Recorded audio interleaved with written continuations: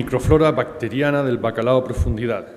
Caracterización y proyecciones biotecnológicas. Este es el tema que nos va a presentar Marcelo González del Instituto Antártico Chileno. Buenos días, gracias por la invitación. La idea un poco es retomar un poco lo que decía Luis asociado al tema de patología y recalcar que en definitiva, bueno, no todas las bacterias son malas. Hay bacterias buenas y otras bacterias malas. Y cuando hay un problema de desequilibrio en términos de alimentación, de estrés, es cuando empezamos a tener problemas con los peces o con cualquier tipo de organismo, incluso nosotros. En los últimos años se ha puesto en evidencia que nosotros somos a lo que es nuestro microbioma, o nuestro microbioma nos puede representar de alguna manera. ¿Y qué es el microbioma? El microbioma son el conjunto de bacterias que están conversando entre ellas dentro de un organismo. Nosotros tenemos miles de bacterias, millones de bacterias dentro de nuestro organismo en distintas zonas, en nuestra piel, en nuestro pelo, en nuestras mucosas. Y un poco para focalizar el tema que les voy a presentar hoy día, en relación al intestino o al aparato digestivo, es un sistema abierto porque hay una boca y un sistema de un ano, ¿cierto? Que es un tubo, imagínense un tubo, que está en contacto con el medio ambiente. Por lo tanto, uno puede estar incorporando bacterias y también eliminando bacterias asociadas a nuestro tracto digestivo. Y en ese tracto digestivo hay diferentes comunidades de bacterias que están diferenciadas o pueden estar diferenciadas por sector o por función del aparato digestivo. Bueno, este proyecto parte en colaboración con la Universidad de Magallanes, en el proyecto FONDEF, que lidera Pablo Gallardo, y asociado principalmente a una tesis de magíster de la Universidad de Magallanes. Bueno, esto lo voy a pasar muy rápido porque ya lo vimos ayer, ¿cierto? La distribución y la diferenciación entre estas dos especies diferentes de bacalao. Un poco la idea de que este es un recurso explotado a nivel principalmente del océano austral, ¿cierto? Pero también hay otros peces y crustáceos que son importantes. Esto también lo voy a pasar rápido porque también lo vimos ayer en las primeras presentaciones, ¿cierto? Asociado a las características principalmente biológicas de este organismo.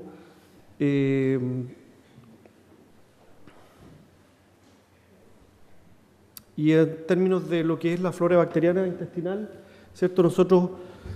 Las funciones que principalmente tiene la flora bacteriana tienen que ver con la protección, ¿cierto?, de organismos patógenos. Como yo decía, hay bacterias que nos pueden proteger de otras bacterias. Tienen funciones esenciales en la nutrición y también pueden facilitar obviamente el desarrollo del organismo. Existen bacterias que son clásicas patógenas, principalmente Pseudomonas, Flavobacterium, Micrococcus y Vibrio, que son bacterias que causan problemas no solamente en los cultivos de peces, sino que también en cultivos de moluscos, como pueden ser mitilio o cultivos de ostras. Y eso es asociado principalmente a la vibriosis. Y volviendo un poco a la discusión en relación a las preguntas y a lo que planteaba Luis, principalmente en los cultivos, cuando se generan situaciones de cultivo extensivo, ¿cierto? Aparece una bacteria, pero por lo general se sabe ya que son multifactoriales, o sea que esa bacteria apareció porque hubo un cambio en el ambiente, incluso pueden interaccionar con otros microorganismos, incluso pueden ser virus, que pueden ir actuando conjuntamente para generar un cuadro patológico asociado a este tema de las patologías que pueden, como les decía, afectar distintos tipos de organismos de cultivo. Si uno analiza los diferentes tejidos que conforman parte o las diferentes secciones del tracto digestivo, uno puede ver que existen poblaciones características de bacterias alojadas en esas secciones y esas pueden ser modificadas por la dieta. Esa dieta puede cambiar la diversidad bacteriana y eso puede generar un desequilibrio o mantener un equilibrio si realmente tenemos una dieta bien balanceada. Y principalmente lo que se planteaba como hipótesis, esto es bien un poco ciencia básica, después vamos a ver un poco las aplicaciones, que en definitiva, en base a la dieta que tienen los peces, se ha podido observar que peces carnívoros tienen una baja diversidad bacteriana y peces herbívoros, ¿cierto? Que en donde vamos aumentando, digamos, el nivel de... podemos ir viendo que aumenta el nivel de comunidades bacterianas, de diversidad bacteriana, ¿cierto? Es más diverso. Y nosotros podríamos plantear como hipótesis que el bacalao que come principalmente es carnívoro, ¿cierto? Podríamos pensar que tiene una flora bacteriana asociada a una baja diversidad, o sea, una baja diversidad en términos de grupos de bacterias que digamos que uno pudiera caracterizar. Ahora, a partir de este trabajo, nada se sabía asociado a la flora bacteriana del bacalao. Este es el primer trabajo que se realizó en términos de este recurso. Se sabe un poco, teníamos antecedentes de lo que pasaba con Manzoni, y Manzoni, en base a los análisis que se hicieron del 2005, se vio que efectivamente era muy poco diverso. Pero mi crítica a ese trabajo es que se utilizaron muy pocos animales y por lo tanto ahí hubo un sesgo, digamos, importante en términos de la presencia y para explicar esa baja diversidad. Bueno, este esquema en realidad muestra un poco dónde uno puede encontrar bacterias características alojadas en distintos lugares, digamos, de un pez. En la piel uno puede encontrar, igual que como les digo, como nosotros, digamos, puede encontrar bacterias, ¿cierto?, presentes en la piel, puede encontrar en las branquias, en el intestino, ¿cierto? Y utilizando tecnologías de secuenciación masiva, que son tecnologías que permiten acceder a la biodiversidad bacteriana sin necesidad de cultivar las bacterias, y uno puede obtener una gran cantidad de información en términos de la composición de esas bacterias, es que uno puede apreciar en este esquema que está acá los principales grupos bacterianos, ¿cierto?, asociados a metaanálisis utilizando estas nuevas tecnologías. Yo lo voy a decir ahora, digamos, yo creo que los proyectos que tengan que ver con caracterización de floras bacterianas en peces, ahora principalmente se tienen que primero, digamos, pensar en hacer estos estudios metagenómicos, y las aplicaciones, obviamente, se tienen que pensar en hacer trabajo asociado a cultivar las bacterias, que es un poco lo que voy a mostrar al final de la presentación. Entonces, este análisis de este trabajo, revisión de Sulam del 2012, muestra en definitiva que los peces carnívoros tienen una muy baja diversidad. Y este pez de acá, que es un nototennoide de Antártica, muestra presencia solo de un grupo bacteriano de protobacterias, ¿sí? Y en especies herbívoras uno encuentra, como ustedes pueden apreciar acá, los diferentes colores, uno encuentra una mayor diversidad porque hay mayor representación de distintos grupos bacterianos. Entonces el objetivo fue principalmente caracterizar y comparar la microbiota bacteriana hacia todo el tracto digestivo, comparando el ambiente natural con especies de cultivo. O no, en realidad especies de cultivo, individuos aclimatados, como dice ahí, ¿cierto? Fueron individuos que se capturaron del medio ambiente y se aclimataron y hasta que se murieron, ¿cierto? Y es con esos animales nosotros logramos trabajar. Animales que estaban muertos o animales que estaban ya estirando la aleta, ¿cierto?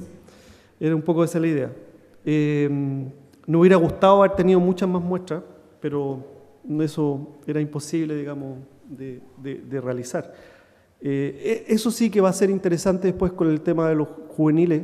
De ahí uno, si es que se llega a producir, digamos, poder hacer un número, digamos, y análisis asociado a los juveniles, en los cuales no teníamos información, si lo comparamos con lo que tenemos ahora de especie, digamos, individuo adulto.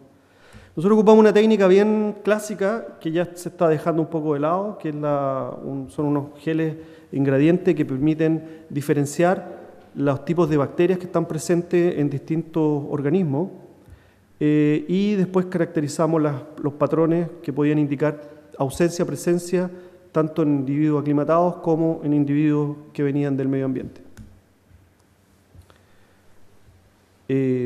Principalmente fue en el archipiélago de Diego Ramírez donde se obtuvieron las muestras. Ahí ustedes pueden apreciar un poco el tracto digestivo, un estómago bien potente, ¿cierto?, bien muscular, sacos pilóricos, y el tracto digestivo que nosotros definimos como estómago, intestino medio, intestino final. Nosotros lo que hicimos rápidamente fue cultivar, por una parte, las bacterias en distintos medios nutritivos, caracterizar esas bacterias, y por otra parte, la caracterización se hizo por secuenciación de un gen que tienen las bacterias, que es el 16S, que es como el carné de cada una de las bacterias, ¿cierto? Y luego analizamos 9 individuos del ambiente natural y 6 individuos digamos, de esos 9, 6 individuos asociados a cultivo, 3 y 3 individuos de ambiente natural.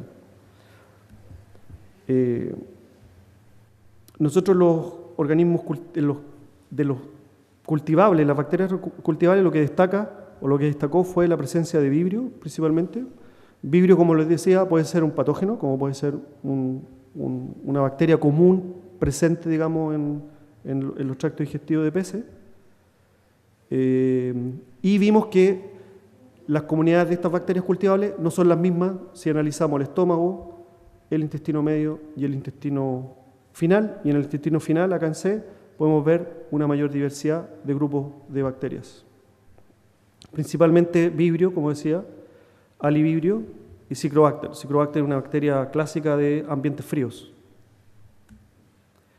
En relación, esto lo va a pasar rápido, en relación a la técnica, es una técnica de electroforesis ingrediente naturante que permite, como les decía, comparar la flora bacteriana de cada uno de los individuos y en base un poco a la ubicación de las bandas, cada banda representa un fragmento de DNA que nos permitiría poder diferenciar si son distintos o no. Esta es un poco la idea, digamos, de las bandas que aparecen en un gel, no tienen una muy buena resolución. Esto en pool de animales, no son individuales. Este es un pool de animales que hicimos del estómago, intestino medio, intestino final, y nosotros podemos apreciar que aparecen este tipo de bacterias, principalmente bacterias del grupo las Firmicutes, asociados al género Penebacillus, Cikrobacter, un poco parecido a lo que nosotros encontramos en bacterias cultivables. Y algunas actinobacterias, esto se marca acá porque las actinobacterias son bacterias beneficiosas para el organismo, y Penebacillus, como lo vamos a mostrar al final, también es una bacteria que puede ser beneficiosa para el microorganismo.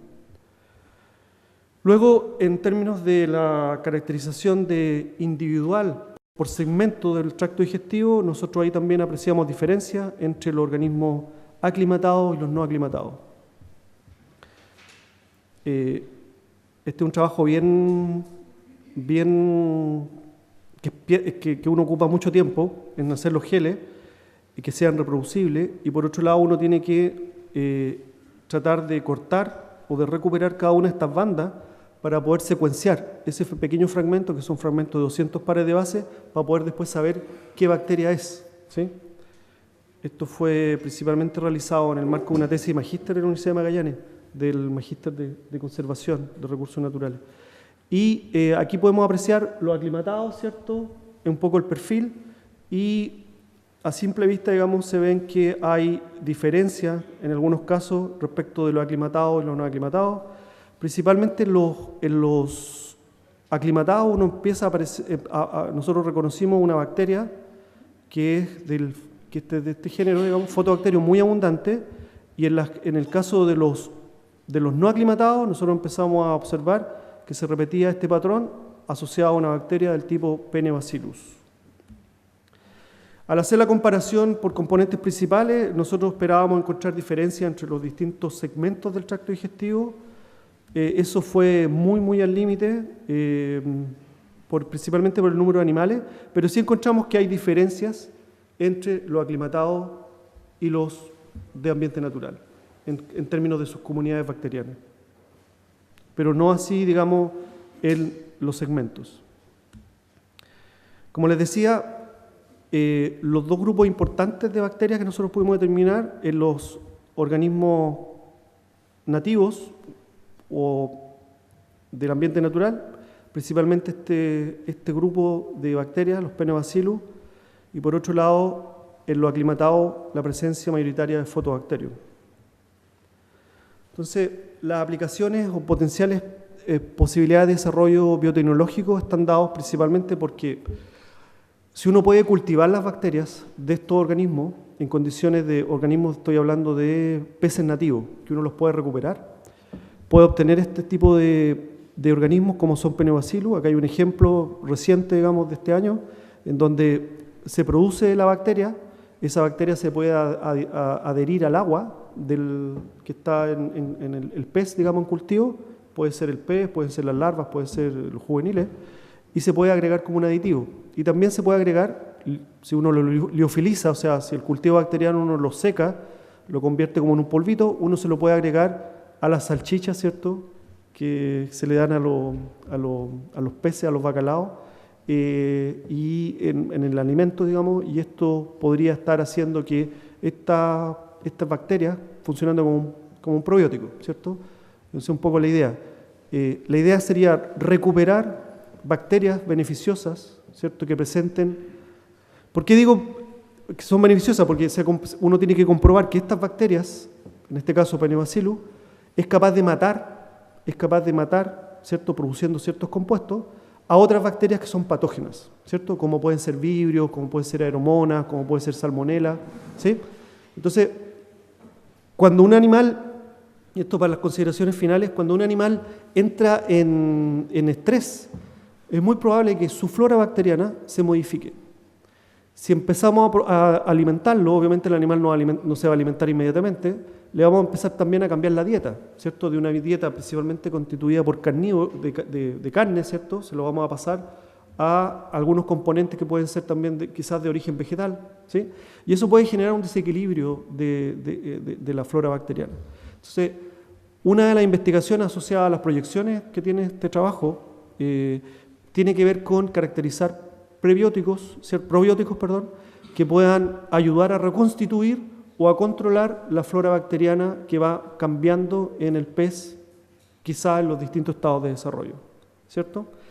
Y yo puse como último comentario a ustedes aquí, bueno, las consideraciones finales principalmente, que tienen que ver con, como decía, recuperar bacterias cultivables, y esto puede ser un challenge asociado a subirse al buque, tomar los peces que están capturados e inmediatamente recuperar las bacterias cultivables, ¿sí?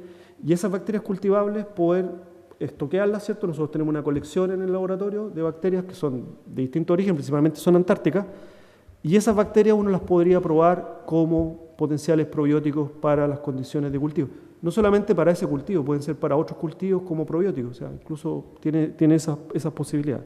Y la última consideración tiene que ver con la formación de capital humano, que es importante, porque si estamos hablando de este tipo de investigación, ¿cierto?, asociado a desarrollo bioinformático, desarrollo de análisis de datos de secuenciación masiva, de genómica, ¿cierto?, o de proteómica, necesitamos tener capital humano formado, y obviamente para eso escasean los recursos, y yo creo que hay herramientas a nivel del gobierno regional para poder financiar tesis, principalmente de magíster y doctorado, que pudieran estar orientadas en estos temas. Gracias al financiamiento de una beca INACH, ¿cierto?, los fondos del FIC, para eso decía el tema de capital humano. Esta tesis fue financiada, el magíster, con plata del FIC. Muchas gracias.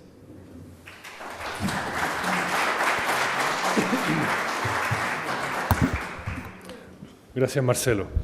¿Alguna pregunta? Gracias, Marcelo. Me interesó harto la presentación, pero me quedó una duda. La diferencia en la flora bacteriana de los peces nativos, o sea, peces naturales y peces de cultivo, ¿podría deberse también a que puede haber una diferencia en las edades que tenían estos animales al momento del muestreo? Yo diría que casi esa diferencia no se daba. Estaba un poco, las tallas eran más o menos parecidas, similares de los organismos. Sí.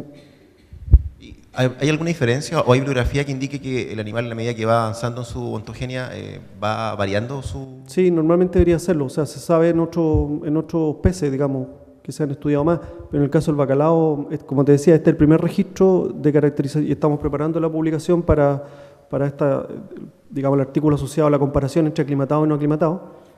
pero este es el primer trabajo en individuo adulto. Por eso decía que es importante estudiar lo que pasa en larvas, porque las larvas también van a tener que capturar, vienen se sabe, digamos, que vienen con un background de bacterias de la madre, ¿cierto?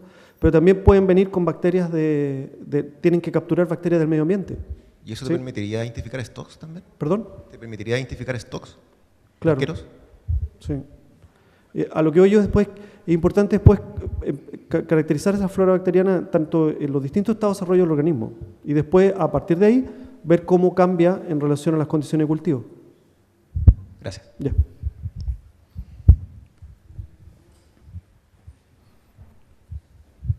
Aprovecharme, Marcelo. Felicitaciones, muy bueno el enfoque. Tengo yo, porque bacteriología hace mucho tiempo estudié, pero Con Pasteur. esta lucha de las bacterias que tú estás sacando del pez que vive en su medio natural, Ajá, con el otro para cambiar y que esa bacteria va a matar a la otra. ¿Por qué no me lo explica un poquito más? Porque no estoy seguro yo cómo comprenderte bien. ya. Claro, lo que pasa es que uno recupera las bacterias que son las cultivables, que es que el 1% de las bacterias que uno tiene en un organismo, ¿sí? El 1%, es muy poco. Entonces esas bacterias cultivables, uno las recupera y prueba si esa bacteria es capaz de matar, ¿cierto? De eliminar, de no dejar crecer a bacterias patógenas, ¿sí? Y también uno tendría que hacer, para ser serio, digamos, probar el efecto de las mismas bacterias o otras bacterias que están presentes en el bacalao, que son sus propias bacterias, ¿cierto? Para poder estudiar esta relación entre ellas. Y después la idea es poder administrar, ¿cierto? Sí, correcto, ¿Cierto? ya te comprendo Para bien. que pueda... Pero ¿cuánto tiempo te demoras en probar que esa bacteria va a derrotar, entre comillas, a la otra? Eso son 48 horas. ¿Ah, sí? ¿Y con eso te basta? ¿Y después qué va a pasar a futuro? No, pero lo que O pasa sea, es que estamos... ¿cómo pruebo yo Sí. el éxito posterior? El éxito posterior después es hacer la administración, ¿cierto?, de un probiótico Sí. y evaluarlo eso en tiempo. O sea, obviamente después uno en la alimentación, cada un mes, 2 meses, 3 meses, uno tendrá que hacer análisis de la está flora bien, bacteriana pero del pez. Entiendo el enfoque perfecto, está muy bien, pero a largo plazo esta cuestión. Ya, gracias. Sí. Ahora sí, muy amable. Sí. Aló, buenos días. Primero felicitarte por tu presentación porque está muy interesante. La verdad es que todo este tema del microbioma ha sido el trending topic de la comunidad biotecnológica desde hace por lo menos 2 años. Y está muy bien planteado, pero tengo una consulta. Lo que pasa es que en papers relacionados que he visto, principalmente en organismos modelo, se ha visto que al generar estos probióticos y administrarlos de forma aislada, digamos la bacteria buena, se ve este efecto positivo durante mucho tiempo y luego efectivamente, como sugiere quizás don Danielio, se producen estos desbalances, digamos. Por lo menos en ratones y en pesebras se ha visto que cuando se aísla toda la comunidad bacteriológica, tanto buena y mala, y se la logra administrar balanceadamente, el efecto es mucho más positivo. Porque en el fondo la idea sería replicar lo que ocurre de forma natural. Entonces quería saber si tienen algún dato relacionado o si se lo han planteado como objetivo en algún punto. Sí, o sea, absolutamente razonable, digamos, tu postura. De hecho, es un poco lo que uno debería hacer en términos de poder trabajar con peces. De hecho, el problema es que estamos hablando de peces, en el caso del zebrafish, que es el pez modelo. Es un pez modelo, el bacalao no es un pez modelo, porque no siquiera sabemos el genoma. No tenemos ninguna información respecto de cuáles son los genes, digamos, de bacalao que pudieran estar influyendo, y tampoco sabemos el microbioma del bacalao en términos de toda la comunidad bacteriana. Por lo tanto, los primeros trabajos que hay que realizar son de secuenciación masiva del microbioma del bacalao, ¿sí? En sus distintas... todo, digamos, estamos hablando desde el ojo, uno podría estudiar el ojo, digamos, para ver cómo cambian las bacterias que están asociadas al ojo, por decir algo, la piel, el intestino, las branquias, ¿sí? Y, en definitiva, lo que yo planteo como proyección es que, claro, estamos obteniendo bacterias aisladas de los bacalaos nativos para administrárselo a los bacalaos en cautiverio. ¿sí? Estamos administrando la idea de administrar la misma bacteria que está presente. Esa es un poco la... Ahora, hay una serie de otros parámetros que hay que evaluar, digamos, y que hay que seguir en este tema del cultivo, que hay que considerar como lo que tú decías. ¿Sí? Muchas gracias. Sí. Hola Marcelo, buenos días. Consulta dentro de mi ignorancia. Los bacalaos adultos, ya sean adultos o juveniles, ¿van a comer al mismo restaurante o a distintos restaurantes?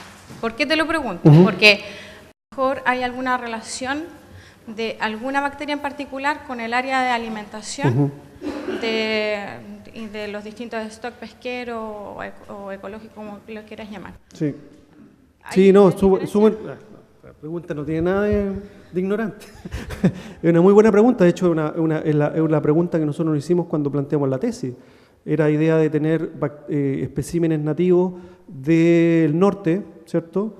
Y luego de Isla Diego Ramírez, y ahí hacer la comparación. Lo que pasa es que no pudimos hacerla claramente porque teníamos pocos individuos. O sea, no es que tuviéramos pocos individuos, había muchos individuos, había muchas muestras de estómago, digamos, de tracto digestivo congelado, pero no nos daba, por esta técnica, es complicado trabajar en términos de número de animales. ¿Sabes por qué me hace pensar eso un poco? Porque tú mostraste los que estaban en cautiverio y los que tomaron del ambiente natural, y hay diferencia. Por lo tanto, lo que comen es distinto. Entonces, sí, no sé. Sí, la dieta, no sé, quizás Pablo puede aclarar un poquito el tema, la característica de la dieta que se le da a los animales adultos, digamos, que están en proceso de aclimatación. Porque, claro, la dieta natural es muy distinta. Estamos viendo calamares, incluso hay registro de bacalaos que son carroñeros, o sea, que van a comer en el fondo y están carroñando por las cámaras que han puesto, digamos, que hay filmaciones, digamos, que están haciendo actividad de carroñeo, o sea, están incorporando bacterias que obviamente están en el medio ambiente de otros organismos, ¿sí? Entonces, es como bien diverso. Okay, vale, gracias. Sí. En general, el alimento de los reproductores es en base a harina y aceite de pescado, pero las harinas son, digamos, caja negra, porque son productos comerciales que pueden venir de diferentes tipos de pescado, pero en general es proteína animal. ¿Alguna otra consulta? Muy bien. Marcelo, muchas gracias. Ok, no, gracias a ti.